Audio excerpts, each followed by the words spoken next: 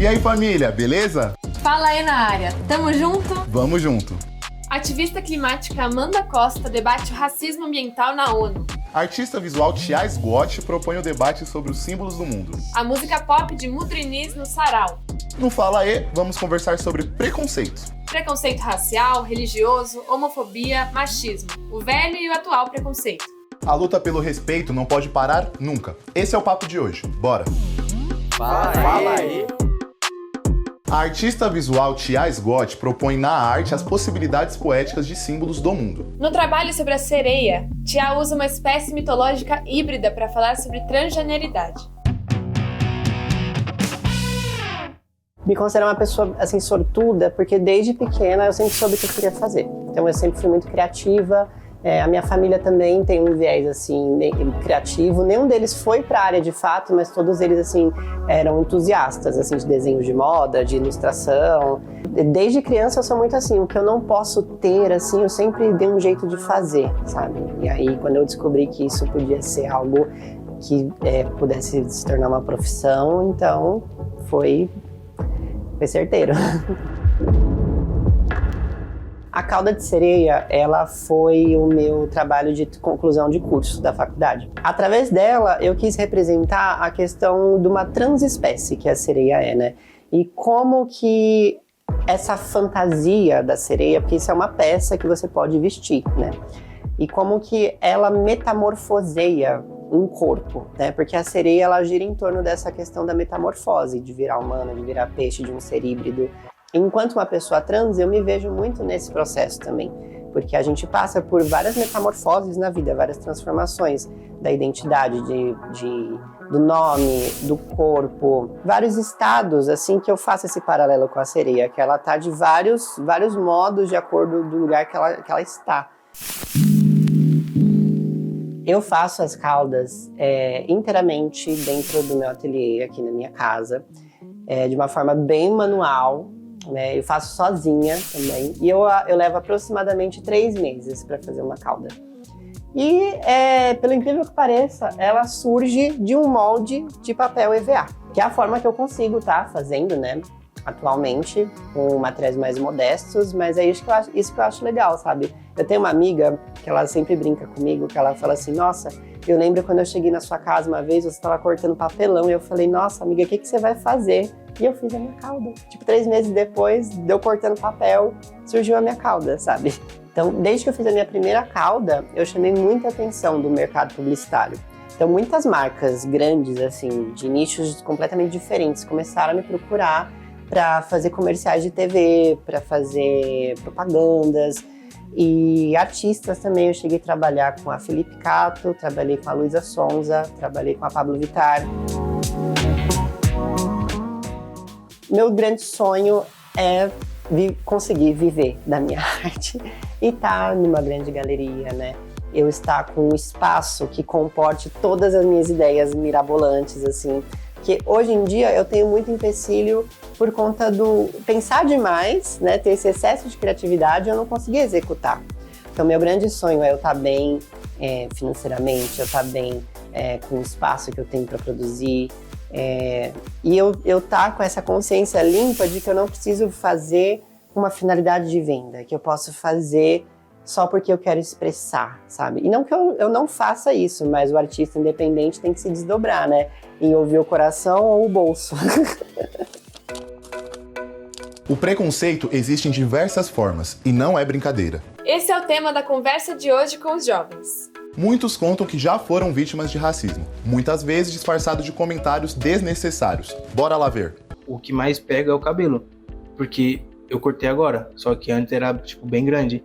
Daí eu já ouvi, tipo, comentários de, tipo, que era bom pra limpar a moto. Já ouvi pessoa falar que eu escondi alguma coisa dentro do meu cabelo. Tipo assim, a garrafa do cara sumiu e falou, mano, dá a minha garrafa aí que se escondeu dentro do cabelo. Então, tipo, é o famoso preconceito enraizado. Na época de escola, tipo, ensino fundamental, eu não tinha o cabelo grande. Eu era mais magro, só que a boca era, tipo, grande, igual. E, tipo, já ouvi comentário de, tipo, desnecessário. Já sofri bullying na escola por causa do meu cabelo, por causa da minha cor. Então foi um pouco pesado pra mim, na verdade, porque eu acho que essa forma de aceitação que eu não tenho hoje em dia é por causa desse bullying, é por causa de, tipo, das pessoas me julgarem, e é um processo que tá bem lento, na verdade. Ah, minha pele é feia, meu cabelo é feio, já fui muito julgado por causa disso, e às vezes a gente se adequa à sociedade. Então, alisei meu cabelo, continuaram zoando, então não adiantou nada. Rejeição, sempre fui a última a ser escolhida, sempre fui a última a ser desejada, sempre fui aquela que sempre tirada de feia, mas não porque eu era feia, mas sim por conta da minha cor, entendeu? Sempre fui menos ouvida, então não é uma questão, não vitimismo, sabe? É porque é uma coisa que eu realmente passei, mas nessa época eu não entendia muito bem o que acontecia, então eu sofria muito mais por não entender. O que eu faço de errado? Qual é o meu problema? Mas o problema não tá em mim, é nas outras pessoas. Lembro que eu gostava de uma menina e ela era branca, muito branca, e falavam que eu não podia ficar com ela porque eu era negro. Simples assim. Criança, cara. Ninguém instruiu elas a serem assim, mas tá enraizado. Eu jogava basquete, eu tinha 13 para 14 anos, tava brincando tipo, do lado de fora da quadra, a gente jogava num parque. E era eu, mais 2 amigos negros.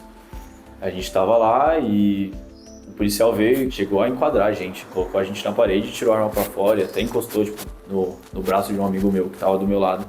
Isso foi uma parada meio chocante, assim. Eu sinto pra mim que se a gente não fosse negro, eu acho que aquilo não estaria acontecendo, tá ligado? Uma viatura entrar na favela, ver um moleque preto de guarda-chuva, pensar que é um fuzil. Não existe isso. Às vezes a pessoa atravessar a rua, achar que você vai roubar ela, achar que você não pode fazer tal coisa que você tá fazendo, que você não pode entrar em tal lugar.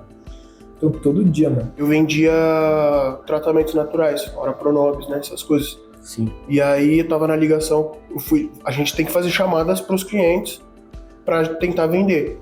E aí eu liguei pra ela, e aí ela falou: para de ligar pra mim, seu macaco, você deve ser um negro safado. Pô, foi desse jeito mesmo. E, pô, fiquei sem reação, de verdade, mano. A família da parte da minha avó, por parte de mãe, ela é totalmente negra, tá ligado? Então o pessoal é do samba e pá, mas só que esse pessoal, eu sinto que, principalmente os mais velhos, sabe? Eles procuravam uma maneira de se inserir na sociedade, tá ligado? O pessoal veio lá do Nordeste também, então vindo aqui pra São Paulo procurava algum jeito. Ser um preto que se porta como branco, sabe? Então, tipo, eu tenho cabelo afro, mas eu vou deixar careca pra ninguém notar que eu tenho cabelo afro. A pessoa negra quer ser branca, mano. Há vários anos, tá ligado? E agora que nós conseguiu uma parte se emancipar desse sentimento e dar valor ao que você é, ao que você tem, às suas particularidades, a saber quem você é e transbordar o seu se conhecer, agora esquece nós, aí é gostoso. A gente continua debatendo preconceito no próximo bloco. Siga e dê sua opinião nas nossas redes sociais. falae.tvt, no Insta, YouTube e TikTok. Construção. Fiel. Diverso. Resiliente. Sensível. Fala aí. Amanda Costa é ativista climática, conselheira da ONU e foi apontada pela revista Forbes como uma das jovens mais influentes com menos de 30 anos. E segue na luta para a maior presença das pessoas pretas na tomada de decisões mundiais. A Amanda tá na ativa.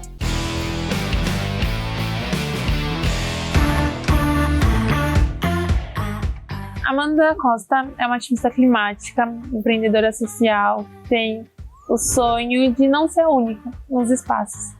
Por muito tempo eu me percebi sozinha nos lugares que eu frequentava. Hoje eu estou jovem embaixadora da ONU, trazendo essa perspectiva sobre como que as mudanças climáticas afetam principalmente as juventudes pretas, indígenas, de territórios tradicionais.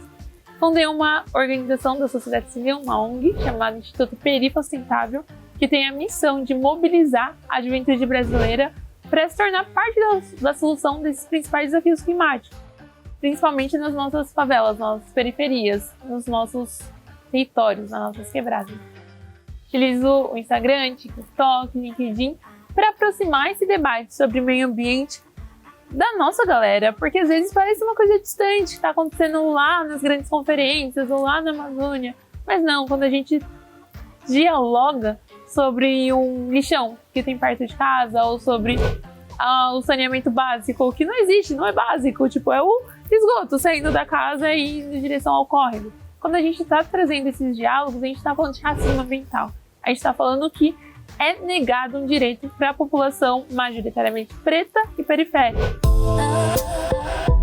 De um trabalho que eu desempenhava de forma voluntária na ACM, que é um clube de esportes aqui no Brasil, e também tem essa parte de voluntariado, treinamento de jovens lideranças. Consoante ao trabalho da universidade, eu recebi uma bolsa para representar parte da juventude brasileira na Conferência de Clima da ONU, na COP23, que aconteceu na Alemanha, na cidade de Bonn. E saí muito incomodada, saí muito provocada no sentido de as pessoas que estão falando sobre mudanças climáticas naquele espaço não são as pessoas que sofrem os piores impactos por essas mudanças climáticas, pela crise climática. Por que eu não estou com o microfone? Por que eu não estou nesse espaço de diálogo? Por que eu estou apenas como ouvinte e não pautando a discussão? E aí, quando eu volto para o Brasil, eu começo a me envolver com alguns grupos que fazem isso, grupos de juventude que trazem esse discurso, esses projetos, essa influência nas políticas para que mais jovens participem dos processos de tomada de decisão. Eu estava me buscando, então eu escolhi o público jovem para plantar essa semente porque eu queria encontrar outras Amandas e eu tive muitos acessos. O papel do homem com a natureza é voltar para a simplicidade, voltar para o bem viver, voltar para essa forma mais harmoniosa de existir junto com o meio. Conceição Evaristo é uma escritora preta que criou o termo escrevivência. É um jogo com as palavras escrever e viver, e foi fundamentado na fala de mulheres negras escravizadas. Conceição é uma das nossas melhores escritoras. Mas será que a rapaziada conhece? A Júlia foi perguntar no Quiz Cultural.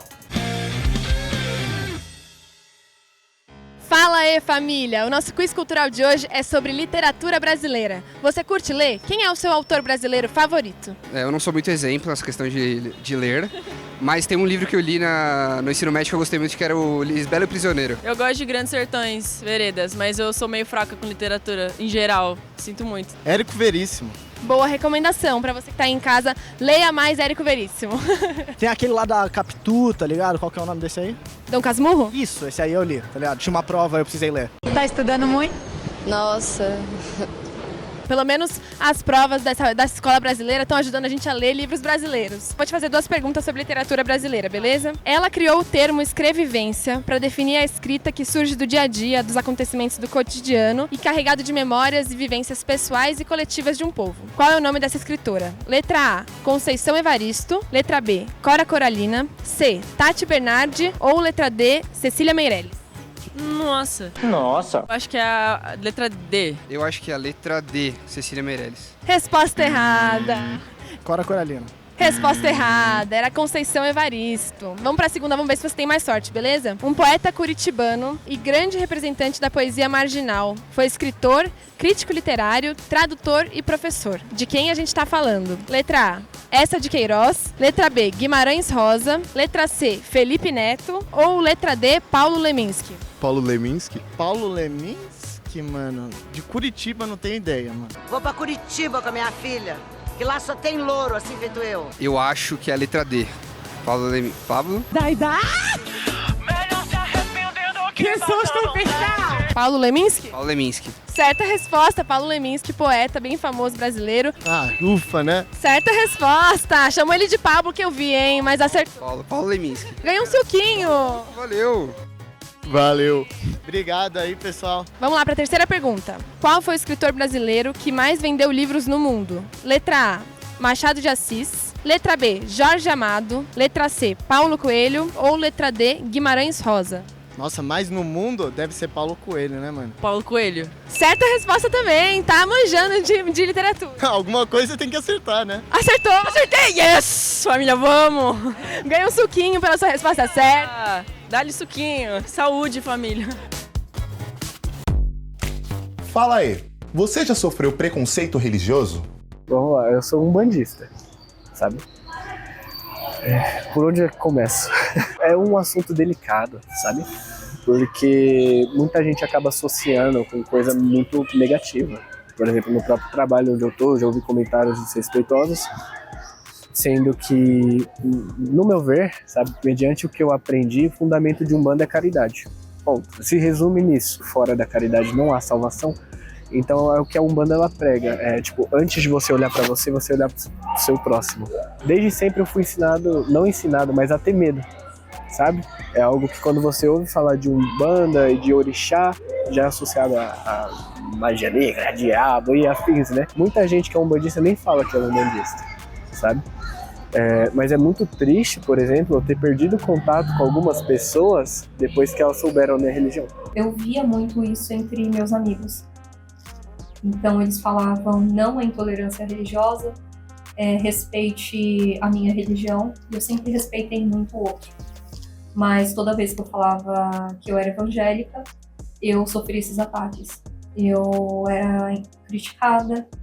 Então, eu tentei muito respeitar o espaço, a crença do outro.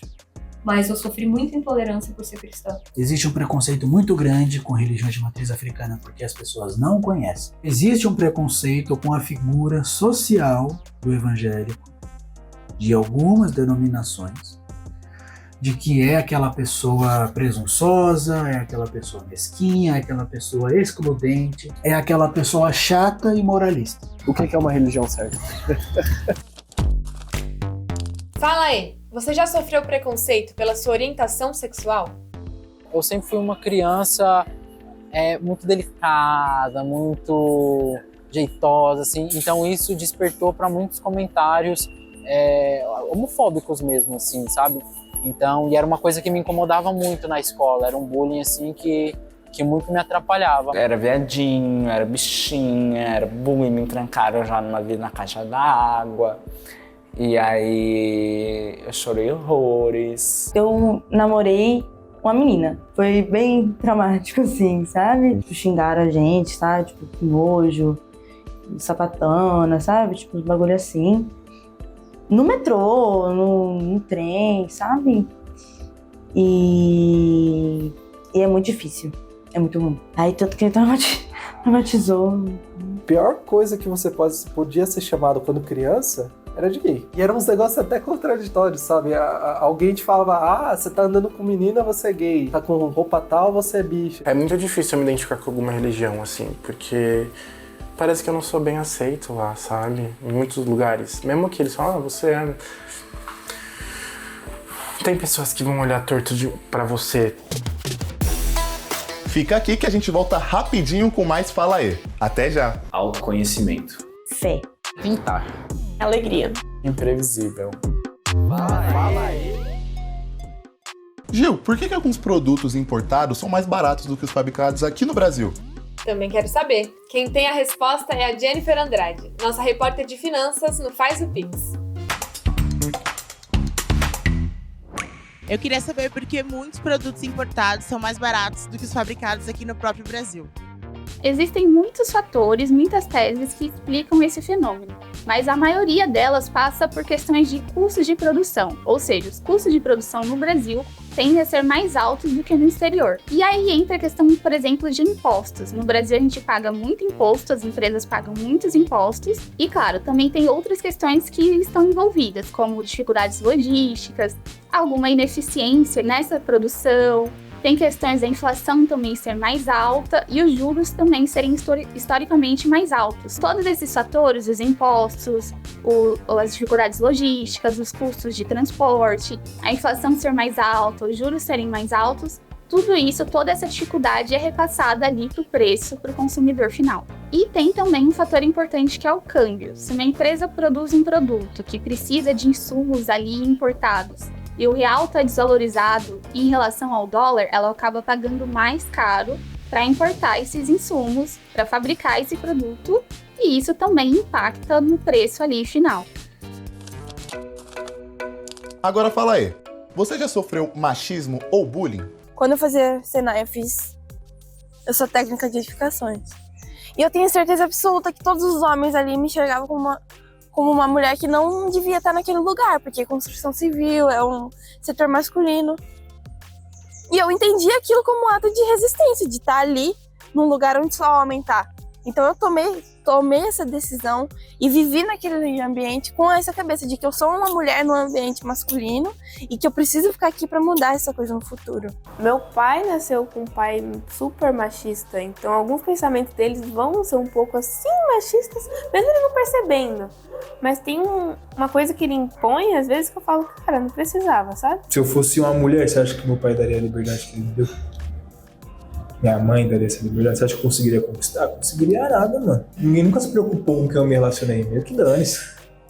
O bagulho é machismo mesmo, mano. Tipo, é isso, você já é homem, tá ligado? Então se vira. Mas a minha mãe já teve vários machismos em cima de mim mesmo, tá ligado? Novão, achava que eu tinha que lidar com tudo. Eu tinha que ser o homem da casa, umas brisas assim. Até na época da escola, os moleques tinham tipo, um corredor assim e as meninas passavam a mão na bunda delas e tal. E, tipo, infelizmente na escola era tipo, o único corredor que tava essas salas. E eu sempre sofri muito bullying, porque, enfim, a maioria das pessoas era mais branco, assim, cabelo liso e tal. Até o 5º ano foi um momento muito difícil, porque começou já quando eu tinha 5 anos. Aí até os meus 10 sofrendo com isso, eu falei que não ia mais deixar isso acontecer comigo. Aí eu virei uma pessoa muito violenta. E aí eu não tinha muito amigo, porque por eu ser essa pessoa muito violenta, ninguém se aproximava de mim. Foi difícil, porque era solitário, né? Não ter muito amigo, assim, não ter com quem sentar nos intervalos, com quem conversar. Não saía também, porque precisa de gente pra sair junto, né? Quando eu usava colete. No 8º ano, pior ano da minha vida, 2017. Quando, tipo, eu sofria lá o bullying, eu só chorava. Porque eu não sabia o que fazer, eu tinha 13 anos. Aí não tinha muito o que fazer, sabe? Era desesperador. Mas assim, eu detesto lembrar também, nem gosto muito. Quando eu sofri bullying, eu só chegava em casa, eu chorava e pronto, passou. Hoje em dia as pessoas estão matando os outros. Hoje em dia ninguém tem psicológico pra aguentar nada. Mas fala aí, você já sofreu alguma outra forma de preconceito? Por mais que a pessoa não liga, você ter um amigo gordo, você chegar e falar, e aí, gordão? Acho que já é o meio que faz com que o cara não se incomode, tá ligado? Mas virou normal já, se tem uma amigo gordo, fala aí, gordão. É algo que nunca me levou à cabeça. Tipo, os caras falavam assim, gordo, mas pô, sou gordo, vou fazer o quê, tá ligado? Eu vou ficar chorando, vai acabar. Ou emagrece ou é gordo, caramba. Eu sou nordestino, então eu vim pra cá, pra São Paulo, eu tinha 6 anos. E aí quando eu cheguei aqui eu tinha um sotaque muito carregado, né? Então houve situações de xenofobia dentro da aula, mas até eu ali ainda uma criança não entendia muito o que estava acontecendo. Eu lembro que tinha uma professora na época que conseguiu tratar disso muito bem. Preconceito com a maconha vem tipo de uma proibição que começou racista e tal, e foi construindo essa coisa com as drogas, tipo, a galera usa droga mais de milênio.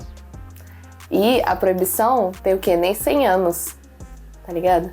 Então, tipo, foi uma coisa que o sistema criou, tipo, com base racista, que primeiro proibiu o pito do pango lá dos escravizados, os escravizados iam ser presos e tal, não sei o quê. Os pretos eram presos e os donos que eram pegos fumando pagavam uma multa e tava livre. Então, tipo, já começou a proibição sendo racista. Que não podia amamentar minha filha, que tinha que tapar meus peitos, que como eu não tinha vergonha, que se eu quisesse, por que eu não vou no banheiro pra amamentar minha filha? Já vi várias situações, várias coisas dessas, sabe? O Mudrinis encontrou na música uma forma de autoaceitação. E tudo isso com uma roupagem bem pop. Escuta aí no sarau. Gosto do jeito que enxergo as coisas. Eu tinha percebido que minha família tinha tentado me dar tudo, assim. Eles só não me davam muita atenção. A música foi o lugar que eu encontrei para falar sobre coisas que ninguém me ouvia. Posso mesmo ter sido dramático. Eu sou Bruno Pérez Rodrigues Muniz, eu tenho 24 anos e o meu nome artístico é Mudrinis. Acende, puxa, passar, parte de um novo lugar. Mudrinis nasceu da junção de 2 nomes familiares, assim, Rodrigues Muniz. Famílias que são a minha família. Os teus caprichos não cabem mais, sem pensar. Te abandonei, deixei tudo pra trás. Eu eu ia pra escola de perua todos os dias e eu ficava muito tempo dentro da perua. E como eu era muito pequeno, tinha uns 5, 6 anos, era o tempo que eu ficava 1 hora e meia dentro da perua, era o tempo que eu ficava escutando rádio. Foi nesse momento que eu entendi que a música poderia ser uma válvula de escape porque eu vivia dentro de casa, assim. Eu me descobri artista e a porta que me abriu foi a dança de salão. Minha família começou a dançar, minha tia. No que ela me chamou para fazer aula, o professor gostou de mim, era uma aula de forró. E aí ele levou zabumba na aula pra gente brincar, conhecer, e foi a primeira aula que eu me apaixonei pela dança. E depois disso, várias oportunidades começaram a aparecer. Eu acabei participando de um quadro de dança na televisão. Quero que você me veja transparente, feito mar. Quero que você deseje tudo que não pode tocar. Só imaginar. Dentro dos bailes, tinham bandas ao vivo. Então era muito tempo consumindo artistas. Aquilo me deu um estalo, assim, de... Caramba, a música está presente há muito mais tempo na minha vida. Eu entrei na dança e descobri outros universos por causa da música. Por que não ir pra música? Não importa o lugar, cê sabe que eu vou jogar. Não adianta comparar, pensando que eu vou mudar. Eu comecei fazendo somente letra e melodia de voz, assim, tipo, eu sentava com a produtora e falava, ó, é mais ou menos isso daqui, é pra esse lugar. Pô, se eu tô comunicando com tanta gente, se eu tô conseguindo transitar entre os lugares, o pop é a minha roupagem. Eu consigo ir, me enturmar, conversar com todo mundo e mudar de ambiente e fazer a mesma coisa nos outros ambientes. Então acho que pop é sobre isso, atitude, sobre posicionamento e essa mistura, assim. Por isso que eu escolhi o pop, assim. Não foi nenhuma escolha, acho que ele me escolheu. Acende, puxa, deixa entrar. Parte de um novo lugar.